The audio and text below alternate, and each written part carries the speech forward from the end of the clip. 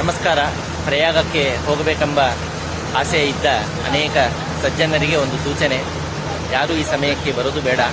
ಯಾಕೆ ಅಂತಂದರೆ, ನಾನು ಮಂಗಳೂರಿಂದ ಗೋವಾಗೆ ಬಂದು, ಗೋವಾದಿಂದ ನಾಗ್ಪುರ್ಗೆ ಫ್ಲೈಟಿಗೆ ಬಂದು, ಅಲ್ಲಿಂದ ರೋಡ್ವೇಗೆ ಪ್ರಯಾಗಕ್ಕೆ ಹೋಗೋಣ ಅಂತ ಇಚ್ಛೆ ಮಾಡಿದ್ದೆ. ಆದರೆ ಇಲ್ಲಿ ನಾನು ನಿಂತಿರುವಂತಹ ಪ್ರದೇಶದಿಂದ ಪ್ರಯಾಗಕ್ಕೆ ಸುಮಾರು 500 ಕಿಲೋಮೀಟರ್ ದೂರದಲ್ಲಿದ್ದೇವೆ. ನಮ್ಮನ್ನು ಇಲ್ಲೇ ಬ್ಲಾಕ್ ಮಾಡಿಬಿಟ್ಟಿದ್ದಾರೆ. ಸುಮಾರು 2 ಗಂಟೆ ಆಯಿತು ನಾವು ಇಲ್ಲೇ ನಿಂತಿದ್ದೇವೆ. ನಮ್ಮ ಹಿಂದೆ ಸುಮಾರು 35 ಕಿಲೋಮೀಟರ್ ಗಾಡಿಗಳೆಲ್ಲ ಹಾಗೆ ನಿಂತುಬಿಟ್ಟಿದೆ.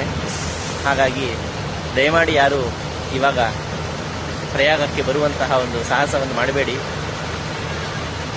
ಜೈ ಶ್ರೀರಾಮ್. ನೋಡ್ಬೋದು ನೀವು.